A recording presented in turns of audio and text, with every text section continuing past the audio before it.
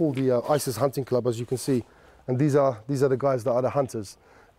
We never go to any fight expecting to lose, so we always feel like we have, we are the hunters, and the ones that are gonna be facing, they're gonna be hunted. So that's the reason that we're very proud of this patch. De ISIS Hunting Club gaat op jacht.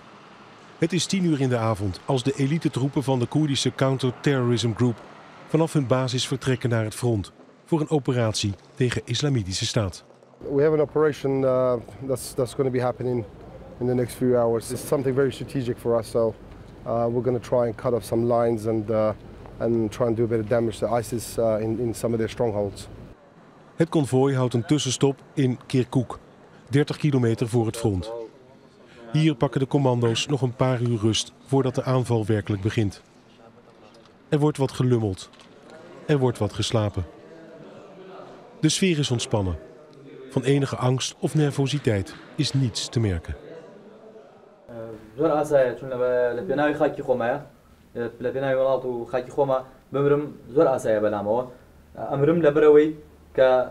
كسكانم دوای خۆم ئیسراحەت بن خاکەم پارێزرا بێ. ئەگەر من مەمنوع هاوڕەکانم هەمومان ئەو فیداکاریە نەکەین، دڵنیام کە کەسەکانشمان ژناڵەکانمان ئیسراحەت نابن، ئەوانیش لە مەترسیا بن. 3 uur in de nacht. Om zo onzichtbaar mogelijk te zijn, worden de remlichten van de auto's afgedekt met modder. De rit naar het front gaat door een gebied waar nog veel IS-sympathisanten zijn. In de verte zien we de oranje gloed van de olievelden die dit gebied zo strategisch maken. Zo worden onder dekking van de nacht de versterkingen aangevoerd. De operatie zal bij het aanbreken van de dag beginnen.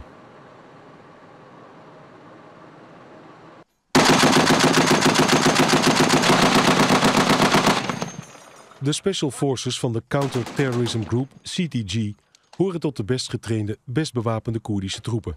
Opgeleid en gefinancierd door de Amerikanen. Wij zijn de eerste die toestemming krijgen om te filmen op hun geheime basis bij de stad Sulaymaniyah. It's a Special Forces unit.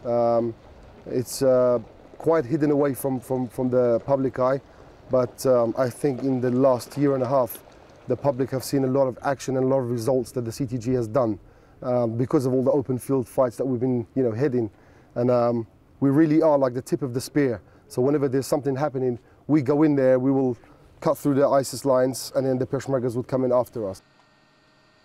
De Counter-Terrorism Group valt onder een van de Koerdische inlichtingendiensten. De directeur daarvan is vol zelfvertrouwen. Definitely in our areas, they are afraid of the Kurds. When it comes to fighting the Kurds, they are very much afraid.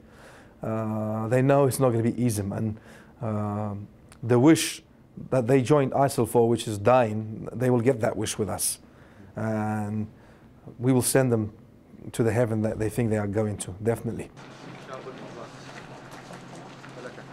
The purpose of this training is for the guys to train every day. They do it daytime, nighttime, is to be able to get used to your teammates that you're with, and to be able to move around houses when you're going into a house, which, in each room, these are like real size rooms in normal houses. You're going to end up coming across people very close that are going to shoot at you. Is how to deal with those situations and try and get everybody back out alive afterwards. Did your unit kill a lot of Daesh people? We have killed quite a few, I think, yeah. What is quite a few? Quite a few, I would say thousands probably. Yeah, in the last year and a half, yeah.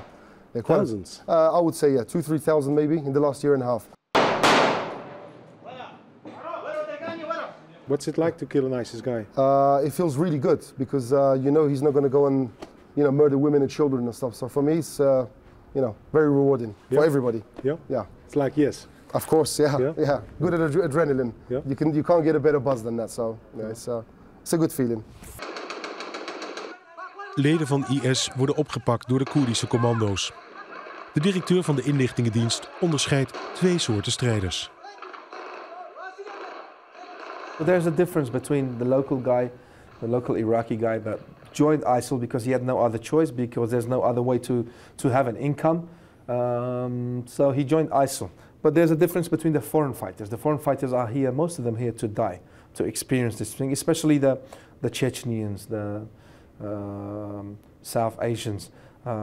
These guys are here to die. You know, they really believe in the cause. They're the hardcore. They're the hardcore guys, but some of the locals are also hardcore, but majority of the locals are there to earn some sort of income, or there was nothing better to do, so they joined ISIL. Really? This is the case. So like I said, there's a difference between. But the danger is, the longer ISIL controls these sort of territories, the more influential they will get. Don't forget, controlling land for them, they will be more influential. They are bringing up a young generation now, from a very young age, training them, preparing them, brainwashing them. These guys will be dangerous, even if they're locals. They will be dangerous because they're getting this from the age of 10, 11, 12. They're getting this brainwash. This is going to be dangerous. Those guys will be prepared to die again. So the quicker we can take away some of this territory, the better.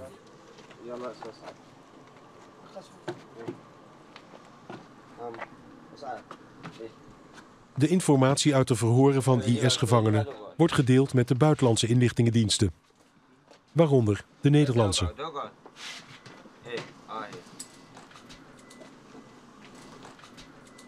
This is very important because there is some Dutch foreign fighters amongst the ranks of ISIL, and together by having a good intelligence exchange from the Dutch intelligence service, and from us being on the ground, we could start eliminating some of these jihadis, the Dutch jihadis that are in the ranks of ISIL. What kind of information are you exchanging?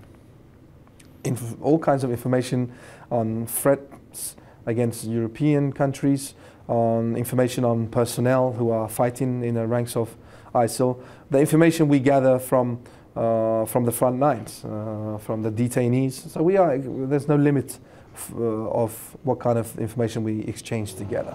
Aan het front breekt de ochtend aan. Het is even na 7 uur als de aanval wordt ingezet.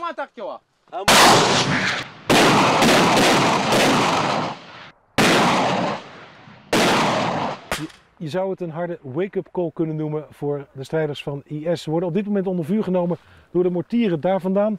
De sluipschutters die daar zitten. De bedoeling van deze actie is niet om het dorpje een meter of 500 hier vandaan te heroveren, maar om een mentale tik uit te delen. Om aan de strijders van IS te laten weten dat ze op geen enkel moment nog veilig zijn.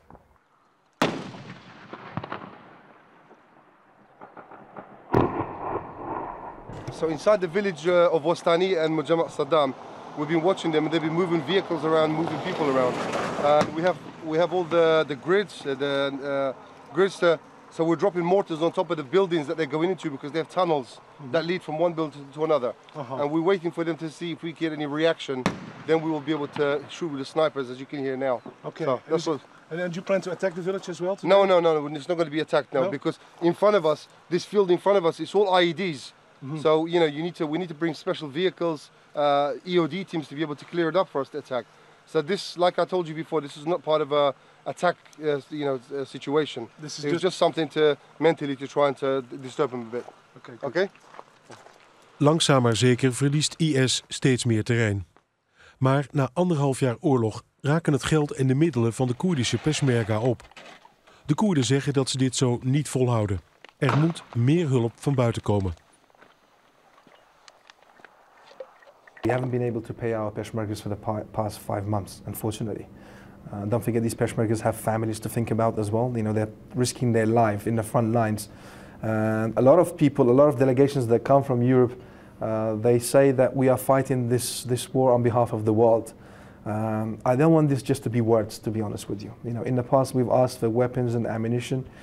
I'm asking for some non-lethal stuff as well. I think this is very easy for every country to do. Because what do you need? Because this is what the Peshmergas need. They need boots, they need winter clothes, they need all this kind of stuff. Basic stuff. Basic stuff, and this is not too much to ask for. If we are fighting this war on behalf of the world, and we have gone into this war without blinking an eye, we've decided to stand in front of these guys and fight this fight on behalf of the world.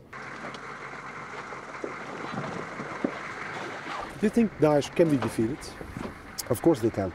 We've seen them. When they first came in, they would attack a city with 50 guys and just everybody thought that they were like ghosts or, something that dropped out of the sky. So they petrified people. And they did that in the beginning from Syria when they started by their media, by doing beheadings, burning people, drowning people, and that kind of put the fear of God into people. But now we realize and we showed people that these guys can be defeated. They are people with weapons. We have weapons as well. We're not fighting them with sticks. So yeah, and we've showed people that, and Daesh know now that there's a nation, which is the Kurds, that will stand up and that will protect their wives and children and their families and protect their land. We've been living here for 10,000 years. Not many people know that. We're not going to give it up to Daesh. We didn't fall to Saddam. We didn't fall to anybody else that tried to take it. Daesh is not going to come and do anything different, believe me.